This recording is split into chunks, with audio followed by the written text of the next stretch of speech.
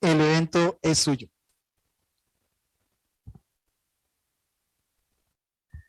Muchas gracias a todos y a todas. Un agradecimiento especial a la doctora Ingrid Camila, decana de la Facultad de Derecho de la Universidad de San Gil. Y bueno, muchas gracias a todos los que han organizado este 19º Foro Internacional. Y agradecerles pues también por organizar de esa manera el tema.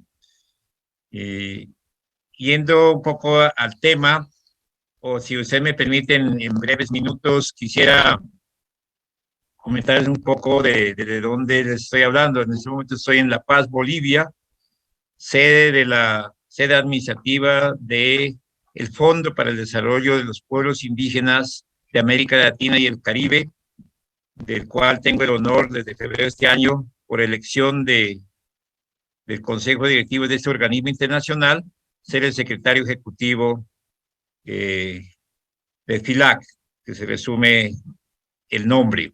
El FILAC es un organismo, como ya lo dije, internacional de los gobiernos de los países de Iberoamérica, que son 22 países, que fue creado en el año 92, después de ser aprobado el convenio 169 de la OIT sobre pueblos indígenas y tribales, que fue en el año 89 por la Asamblea General de la OIT. En su momento Colombia jugó un papel importante.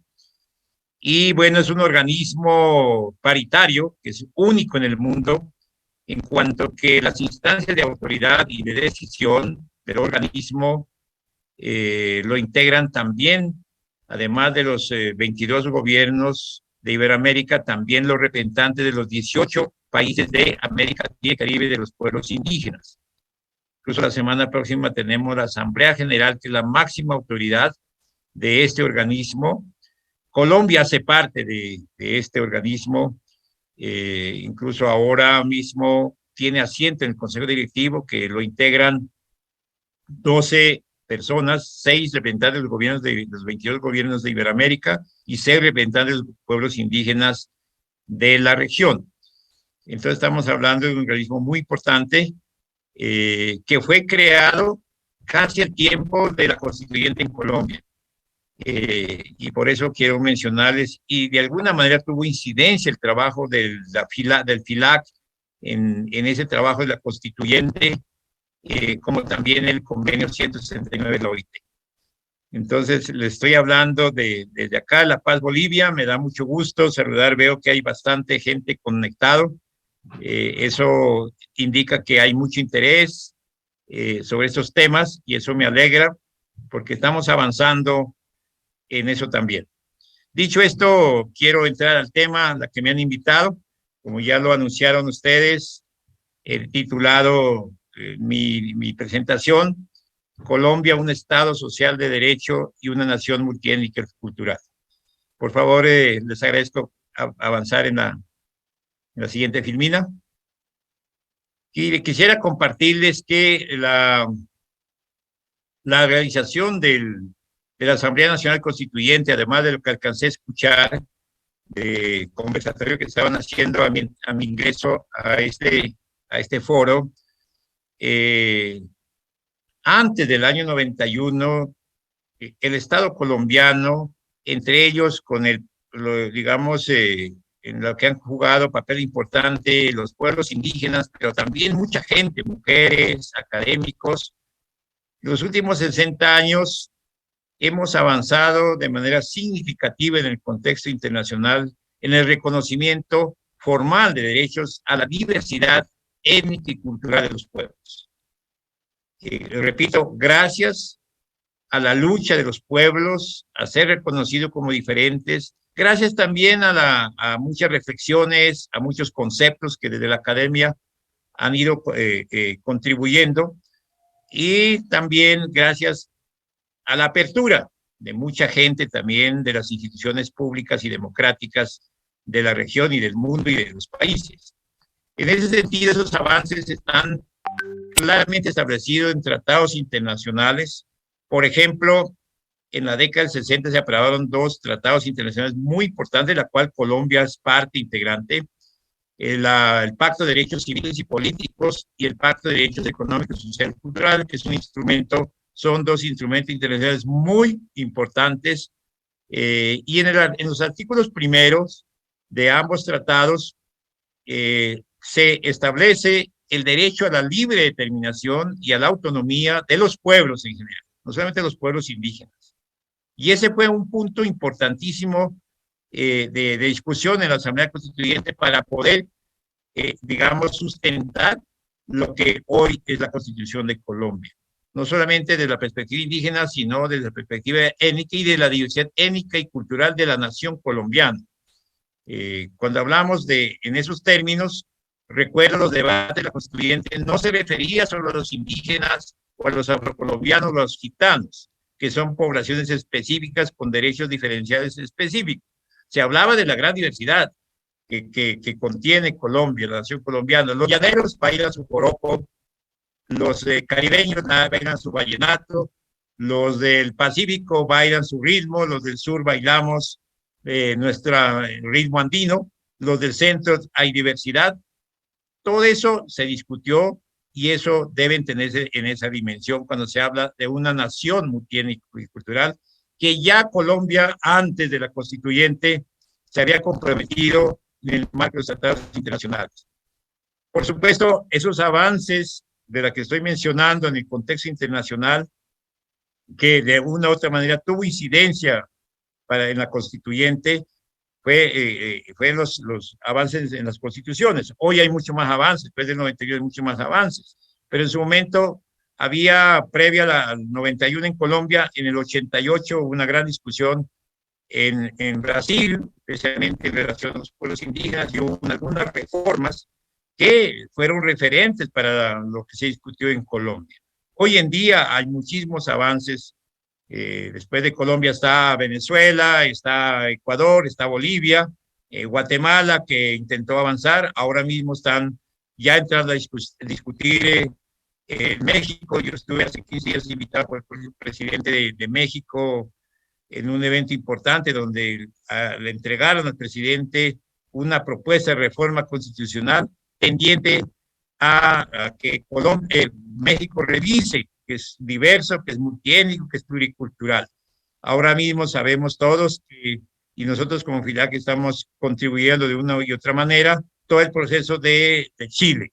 Chile, que había venido siendo un estado y un país monocultural, ahora está dando pasos importantes y estamos generando un proceso para que les proporcionemos elementos de las experiencias ya vividas como en Colombia, a Bolivia, a Chile, a los constituyentes, que ustedes saben que está incluso presidido por una mujer indígena, Elisa Locón, que es una indígena mapuche de las más altas calidades de formación académica, pero también de altísimo conocimiento y experiencia de los temas sociales, no solamente de lo indígena.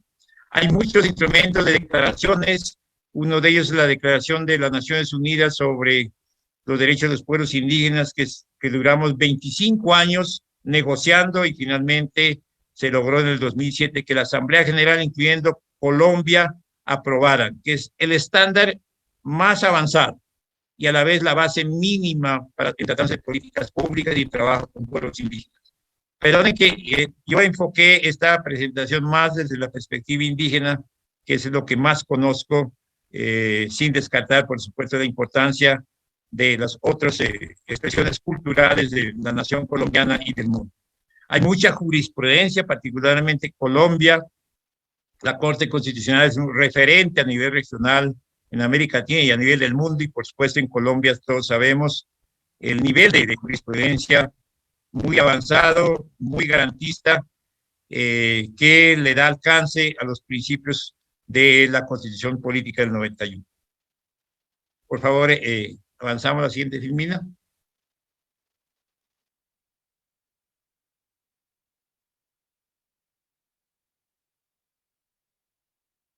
Bueno, algo importante que quiero desde la experiencia vivida, como indígena que soy, hasta el año 91, la sociedad colombiana y la normatividad colombiana desconocía absolutamente en todo la existencia de los pueblos étnicos y la realidad étnica y cultural de la nación colombiana. Entonces, la Constitución del año 1886 no mencionaba ningún artículo, ¿verdad?, que hablara de los indígenas, que hablara de los afrodescendientes, que hablara de los llaneros, que hablara de los caribeños, de los del Pacífico, etc. Éramos un solo pueblo, por decir de alguna manera. Entonces, la única religión oficial era la religión católica, que no se bautizara desde chiquito, pues lo mínimo que pueda llegar era al purgatorio, como se dice en el lenguaje cristiano, y si no, a los infiernos. No tenía posibilidad de salvarse. Hoy en día la Constitución del 91 ha superado eso. Antes Colombia era teocéntrica. Hoy en día hay reconocimiento de las libertades de expresiones espirituales y religiosas. Antes del 91, como todos saben, el único idioma oficial es el idioma castellano o español. Y a uno entonces lo obligaban en la escuela, y a mí me tocó aprender a reglazos, a leer y escribir en español. El idioma mío, hasta la edad de 8 años que fui a la escuela, no hablaba ni una palabra en español. Entonces me costó y me tuve que afrontar varias reglazos de los profesores. Estamos en una época de la política del integracionismo en ese entonces. Antes, o era azul o era rojo, ¿verdad? Volviendo al tema de idioma, hoy en día los 65 idiomas indígenas que viven en Colombia, más el palenquero, más los raizales, más otros idiomas, están oficialmente reconocidos en el artículo 10 de la Constitución. En los territorios indígenas, que es el 33% del territorio colombiano, bajo la figura de resguardos, el idioma oficial son los idiomas de cada pueblo, y deberían la justicia, la academia, los sistemas de educación, de salud, más bien dicho, todo, deberían aplicar la Constitución tal y como está establecido y reglamentado el artículo 10 de la Constitución. Entonces decía que antes o era rojo o era azul en términos de partido político. Y la gente se peleaba por eso. La guerra, que todavía desafortunadamente pese a los esfuerzos de paz, se mantiene, se originó ahí.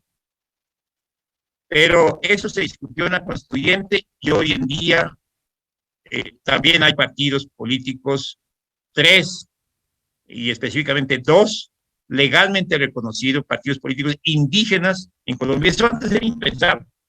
Y voy a seguir mencionando muchas otras cosas que por eso el 91 fue histórico. Después de pensar que ya no existíamos indígenas, fue una gran sorpresa cuando 3 constituyentes indígenas llegan para trabajar las reglas de juego, la Carta Magna, la ruta democrática para Colombia, los colombianos, la constitución política. Lorenzo Muera, del pueblo Mizar de Cauca, Francisco Rojas Virre, indígena en Vera de Chocó, y Peña Chepe, que entró por los acuerdos de paz entre Quintín Lame y el gobierno entonces del pueblo Nasa del Cauca.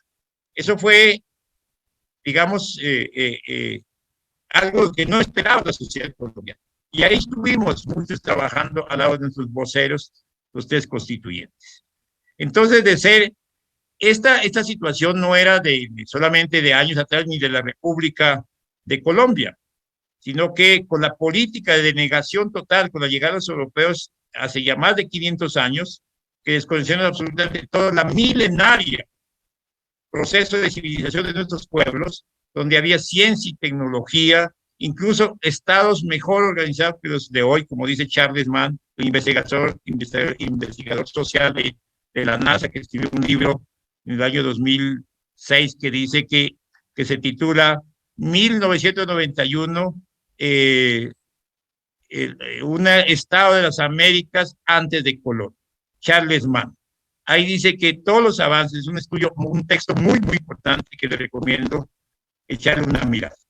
Entonces, después del 91, y Colombia dio un paso histórico en el 91, por muchas razones, no solamente por lo que estoy comentando.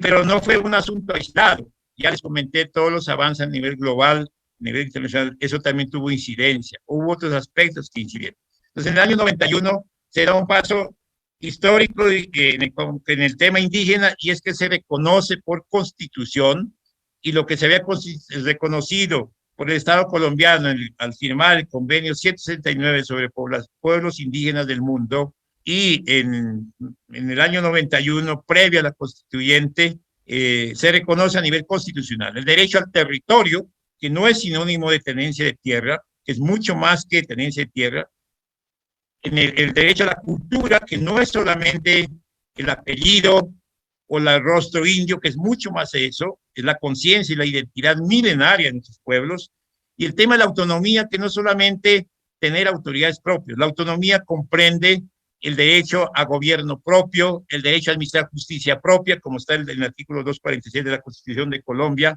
el derecho al desarrollo propio, como está establecido en el artículo 7 del convenio 169, que está ratificado por Colombia, por lo tanto hace parte del bloque de constitucionalidad, como lo expresa el artículo 93 de la Constitución Política, el derecho a ser consultados y la participación democrática y pluralista en todos los espacios de decisión política y de gestión pública.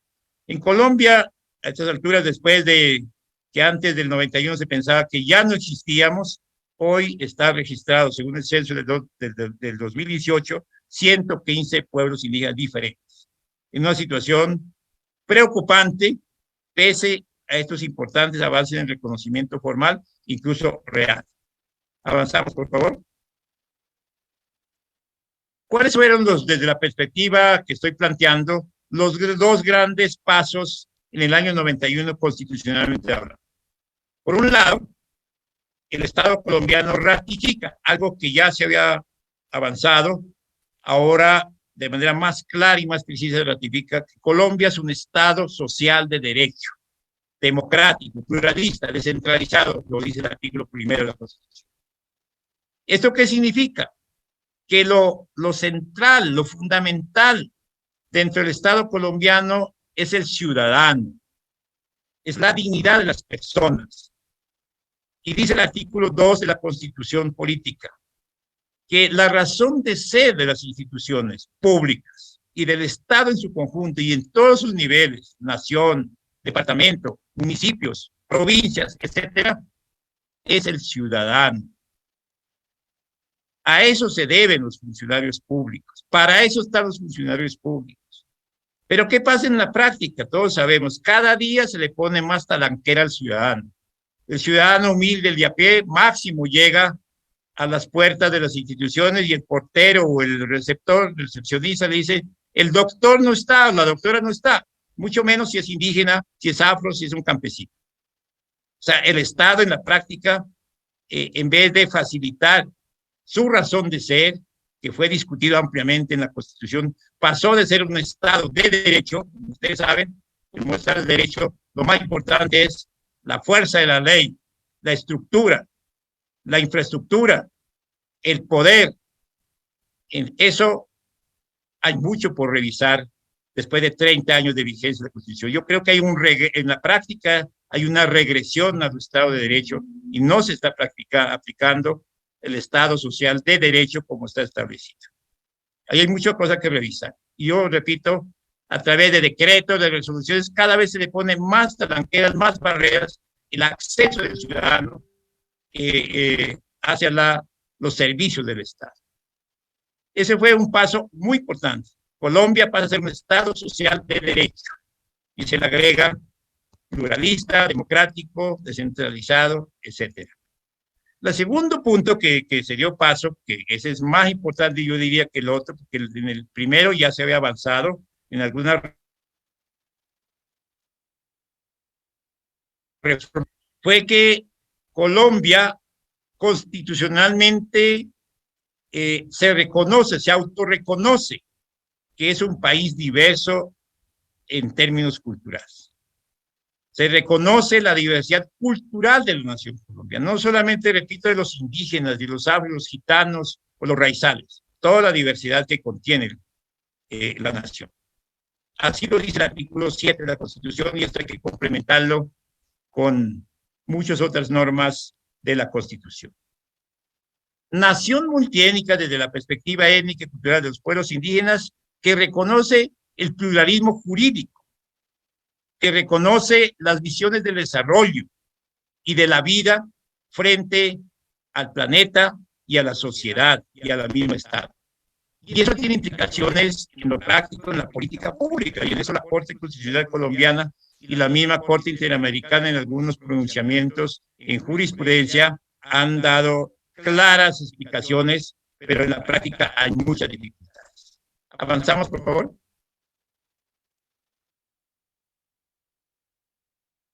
Dificultades y retos en la aplicación de lo avanzado de la Constitución, en este caso de Colombia. En primer lugar, creo que pese a que llevamos 20 años, una de las falencias que hay es la falta de apropiación adecuada de los avances constitucionales que tenemos en Colombia. Hablar que Colombia nació multicultural no solamente aprenderse de memoria el artículo 7º o hablar de idiomas, el aprender el artículo 10º de la Constitución o si hablamos de religión, el artículo 19 de la Constitución. Es mucho más que eso, es mucho más profundo.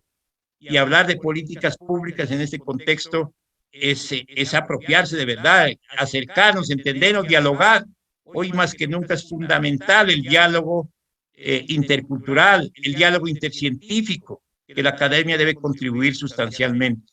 Entonces, la falta de apropiación adecuada de esos avances, ¿cómo se puede hacer? Pues hay que hacer pedagogía. Al principio hubo mucho ejercicio de pedagogía constitucional, pero eso se ha dejado hacer. Y la academia, el sistema educativo debería contribuir de manera sistemática en esta línea. Este es un punto muy importante y se puede resolver fácil. Ahora, los cambios no se logran con una charla, con un seminario, se requiere procesos sistemáticos para que entre los colombianos nos conozcamos y nos entendamos desde la diferencia. Solo los pueblos indígenas somos 15 pueblos diferentes, con idiomas diferentes, con visiones de la vida, el desarrollo diferentes. Los afros tienen visiones diferentes. Los costeños, caribeños tienen otra visión diferente, su forma de trabajar, de moverse. Como ya decía, solo hablando de los ritmos de baile son diferentes. Los llaneros son diferentes, en fin. Y eso tiene que aterrizarse en derecho constitucional en la política pública. El otro tema es el desconocimiento de los hitos históricos de la política indígena e indigenista en el caso indígena. En los últimos 500 años, 5 siglos, ya vamos para el 6º siglo, después de la llegada de los europeos, ha habido unos hitos políticos. Pasamos de la negación total, de la política de negación total, a la reducción, a la integración, y después nuevamente al reconocimiento de la diversidad. Ahora estamos en el nivel de volver al reconocimiento, la libre determinación y a la autonomía como pueblos. Claramente establecido en la norma que ya les comenté. Por favor, volvemos un momentico a lo anterior. Anterior, Filmina.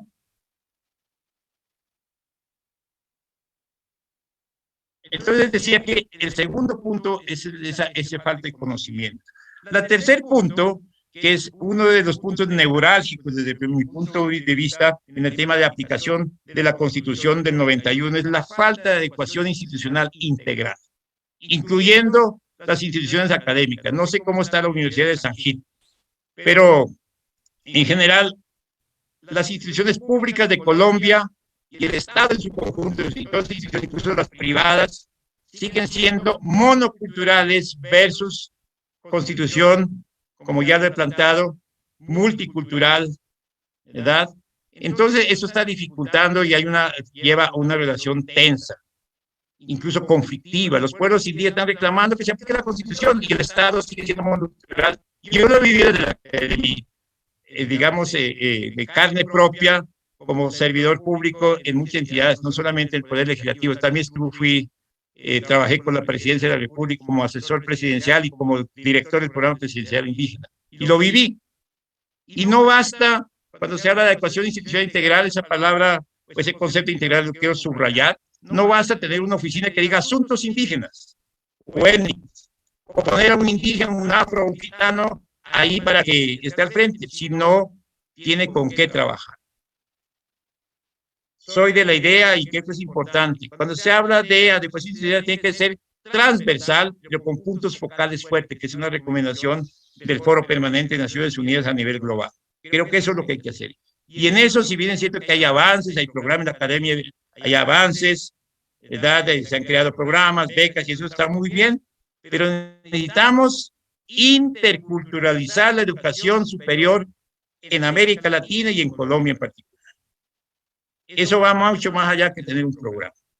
Y en lo general, tenemos que revisar conceptos de política pública en el marco de la constitución política y de los avances a nivel global. Aún se siguen aplicando conceptos de hace 30 años o más años que todavía no se había aplicado, no teníamos la constitución del 91, o no se había aprobado instrumentos internacionales que hoy se ha avanzado. Seguimos atrasados. Y entonces eso genera relaciones conflictivas. El otro tema, este punto del 3, es fundamental que avancemos para podernos entender y para poder que se aplique la Constitución. Y en ese término, los 3 poderes públicos en Colombia siguen siendo monoculturales y no están ayudando o facilitando a que se aplique adecuadamente la Constitución. El cuarto punto que dificulta es la persistencia del empobrecimiento histórico de los pueblos indígenas, en el caso de los pueblos indígenas. Frente a lo cual la respuesta del Estado colombiano y los estados a nivel regional de América Latina siguen siendo paternalistas y asistencialistas. Y eso no está permitiendo el desarrollo propio, como está en la Constitución y la normatividad internacional de los pueblos indígenas y hoy de otros pueblos. Y mientras eso siga, pues va a ser muy difícil resolver los temas institucionales y aplicar la Constitución.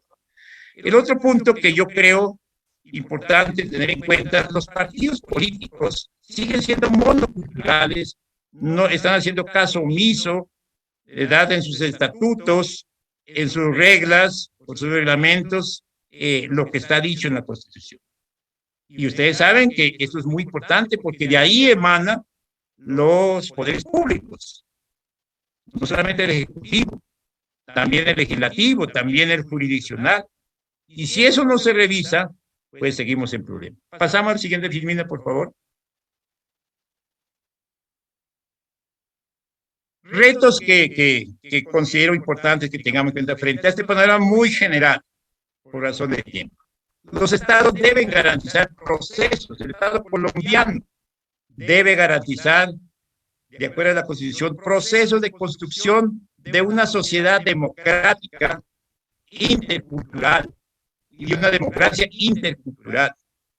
Y eso no es solamente acciones afirmativas que tienen un cupo, como dice la Constitución en el artículo 171, 2 cupos en la circunscripción especial de los indígenas, de la cual fui beneficiario como senador, o un cupo a los afros. No, esto va mucho más que eso, mucho más que esos espacios de acción afirmativa. Necesitamos avanzar en la construcción.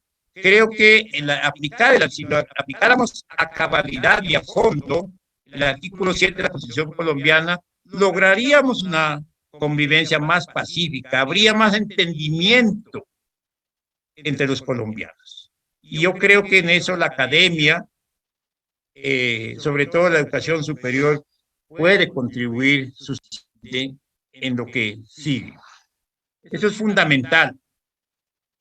Otro aspecto importante que considero es el tema de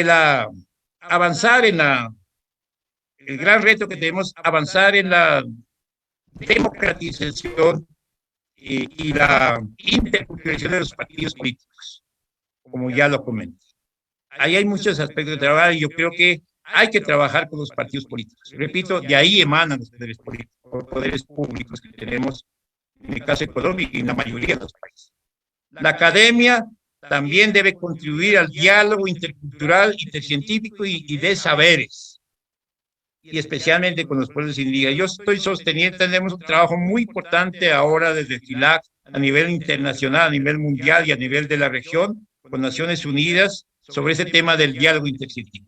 Quiero decirles que está demostrado que los conocimientos milenarios de los pueblos indígenas también tienen elementos y son técnicos. No solamente son técnicos y científicos lo que se produce en la academia o en los laboratorios. Y está demostrado que frente a la crisis climática y al agotamiento de la biodiversidad del planeta, quienes pueden ayudar de manera seria y a mediano y largo plazo es el conocimiento tradicional, ancestral milenario de los pueblos indígenas sobre todos esos temas. Nosotros hemos hecho varios eventos de ese nivel y está claramente demostrado. Y vamos a ir a Glasgow el próximo COP26 sobre cambio climático, que empieza el 31 de este mes hasta el 12 de noviembre. Muchos indígenas de Colombia, nosotros como FILA vamos a participar y vamos a seguir planteando propuestas para la humanidad. En este punto es muy importante, el diálogo científico es muy importante de la academia. Avanzamos, por favor, son punteos que quiero dejar plantear para la reflexión, para el trabajo hacia el futuro. Pasamos a la doctora Filmina, por favor.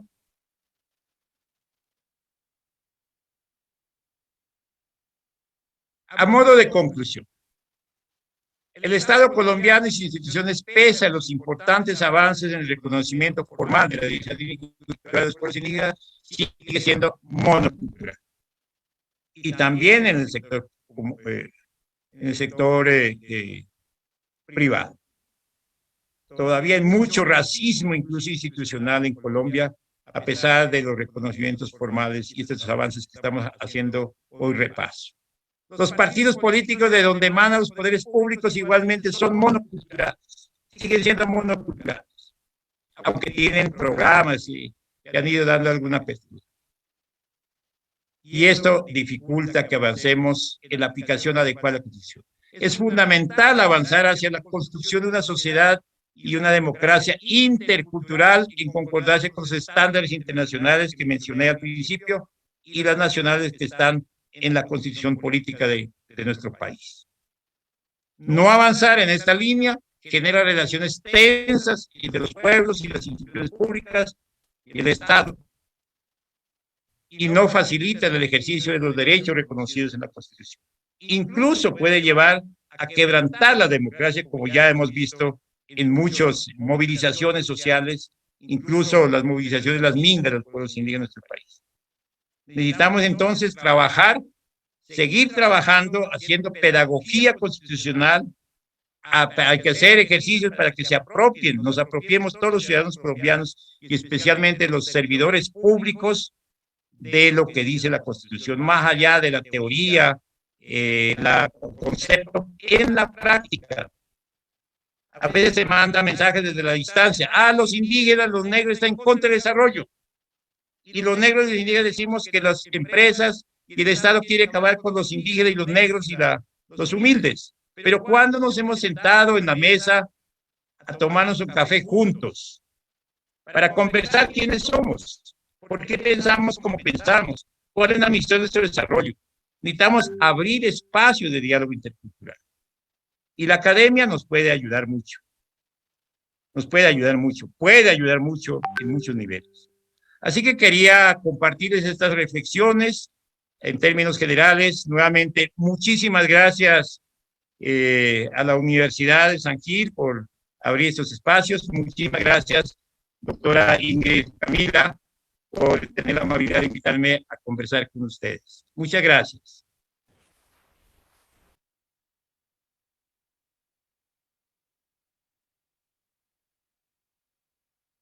Disculpe que me pasé 7 minuticos.